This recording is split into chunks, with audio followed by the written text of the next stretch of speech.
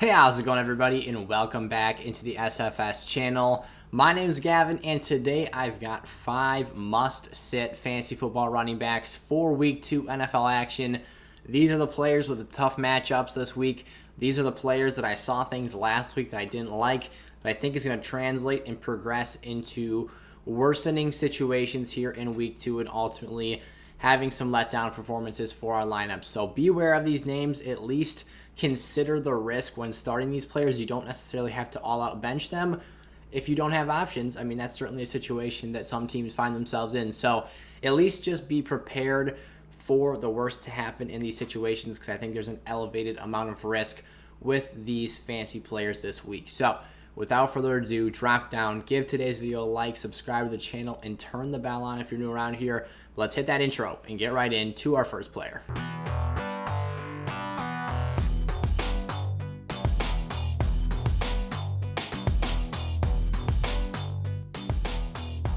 As always, if you're looking for some help in your fantasy leagues, feel free, if you have any questions, to put those down in the comment section below. Myself and Eric will team up and help answer those questions and get you prepared for the most successful Week 2 that you're capable of having here. Additionally, if you're looking for some extra help, want to go above and beyond, the link to SFS Gold, which is the premium membership service here on the channel, can be found linked in the description of today's video on sizzlefantasy.com. For just over $1 a week, you can go check out our individual positional rankings for every one of the major fantasy positions: quarterback, running back, wide receiver, tight end, and defense. We've got all that stuff broken down into rankings for top 48 running backs and wide receivers, and then top 32 tight ends, quarterbacks, and defenses. And that's all based off of matchups, previous performances, and just analyzing the entire big picture situation. So this week, my first must-sit player is Mike Davis for the Atlanta Falcons. A brutal and ugly loss in Week 1 to Philadelphia. That was really disappointing. I thought that would at least be a competitive football game, and what the Eagles were able to do to the Falcons was very concerning. Additionally, I've had my concerns this entire offseason. I've talked about Mike Davis as a value on draft day for the sole purpose that he's a starting running back going so late on draft boards, but I said his ceiling is incredibly low. It's very capped. This Falcons offense is not a traditionally great running attack, and they haven't been for quite some time, since they had Devontae Freeman and Tevin Coleman in their primes. And last year, especially with Todd Gurley, we saw the efficiency of this rushing attack tank majorly. Mike Davis isn't all that much more explosive. I would argue he might even be less explosive than Todd Gurley. He's a nice power back. He's a capable pass catcher. He can be involved in the goal line, but that's where his fantasy value has to come from. And when the Falcons offense took the steps backwards that we saw it take, this is not an elite offensive line. He needs all the help he can get. We're playing the Buccaneers this week. I shouldn't say weeks. I'm not a Falcons fan, but Mike Davis is taking on the ugliest matchup there is for a running back. Tampa held Zeke to a terrible performance, less than 40 yards from scrimmage, in a player of much less caliber, much less talent, much less offensive ceiling that the entire offense could potentially produce here. We're talking rushing and receiving value combined. This is not a good outlook here. And if the Falcons fall behind early, the spread right now I think is Bucks minus 12.5. So they're favored to win by almost 2 touchdowns. If this one gets out of whack here and the Falcons have to just tip their hand and pass every down, Mike Davis should not be in lineups this week. In any scoring format, it can turn ugly very, very quickly here. James Robinson for the Jacksonville Jaguars taking on the Denver Broncos. Not a matchup I like to see this week either. Robinson's involvement was very disappointing in Week 1, and I wished he would have had more volume. With Travis Etienne out of the mix, I thought that we could at least project James Robinson for an uptick in touches. But the Jags' passing game and the turnovers that Trevor Lawrence had really put them behind the 8 ball, and they were playing catch-up, and the Texans flat out came and punched them in the mouth. I wasn't expecting Houston to come out and have that strong of a showing, especially in Week 1 here. I wasn't expecting the Jags to be that poor offensively and that sloppy, that inefficient. The matchup just gets tougher this week. Denver for the Jacksonville Jaguars. You're talking about, and you'll see some of their wide receivers, the Jags that is, featured in my must-sit wideouts video. Go check that out. That's going up today as well, along with all of the other content I've posted here for Fantasy Football Week 2. This is not something I want to deal with. This Denver Broncos pass rush, the fact that I think they're going to get after it, sack Trevor Lawrence, put him under duress, ultimately take that football away rather, and maybe control the game for the entire 4 quarters here. That doesn't bode well for a fantasy running back's outlook, and this is a very stout defense from top to bottom. After seeing the committee style work for these running backs last week, Carlos Hyde's involvement, James Robinson didn't really play all that particularly well in his touches, had some drops. I'm staying away. I don't want James Robinson or anything to do with him here this week. I am kind of handicapped due to injuries in one league, so I will have to be starting him there, but boy, do I feel really non-confident in that matchup. Josh Jacobs against the Pittsburgh Steelers. Look, this is probably the toughest front that there is to face outside of Tampa Bay.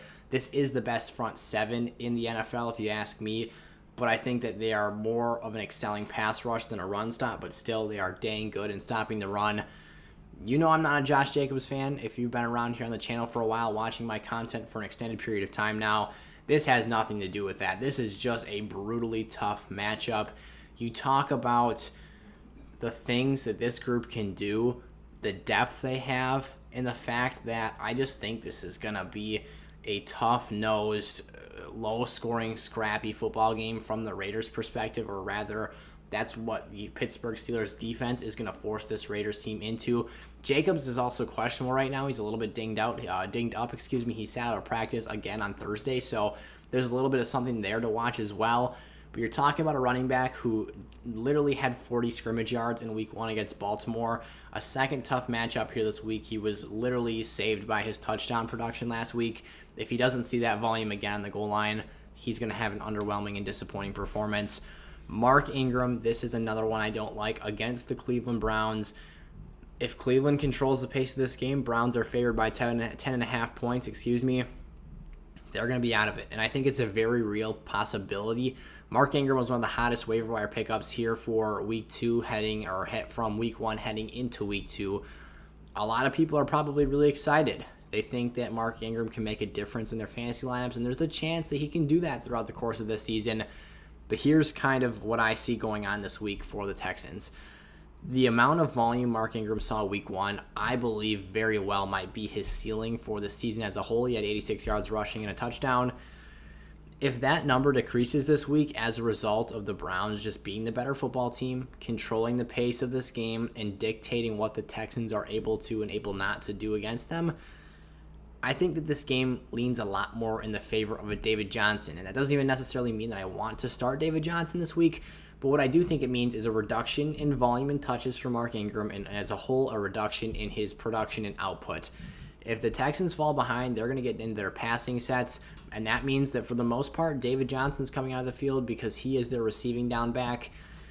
This just isn't a situation I love. It's not so much necessarily that I'm afraid of the Browns' rushing defense, as much as it is I'm afraid of a bad game script here and that overall impacting Mark Ingram's ceiling and floor as a fantasy player this week. And then Ty Johnson.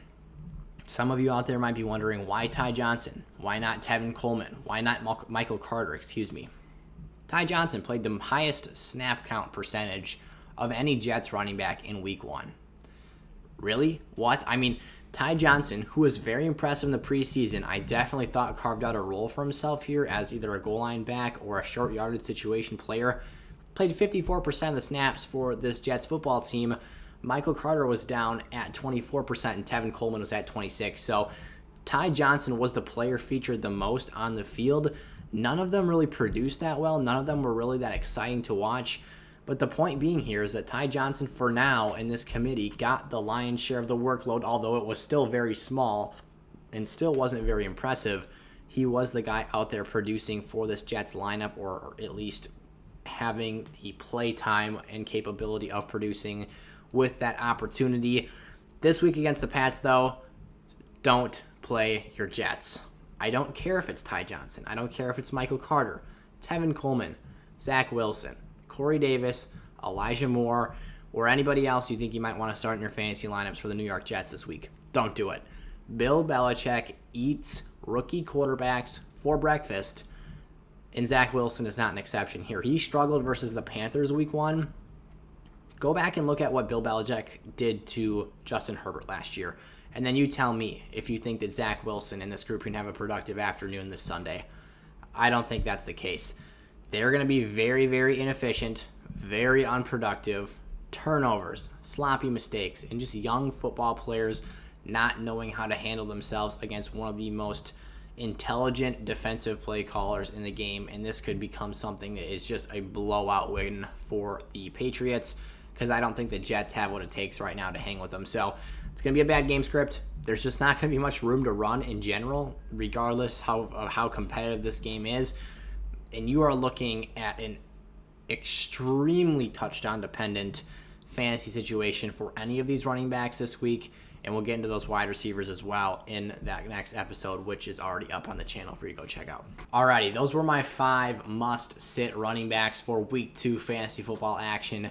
If you enjoyed today's video, drop down, subscribe to the channel, and turn the bell on if you haven't done so. Leave today's episode with a like so other fantasy players like yourself can get help in their leagues this week, and I can hopefully help them reach their goal of winning those league championships by the end of the season. So one more time, if you've got any questions for me, drop those down in the comment section below. I'd be happy to get back to you and answer those as soon as possible. But I appreciate each and every single one of you for stopping by today. You guys are the best. Peace out.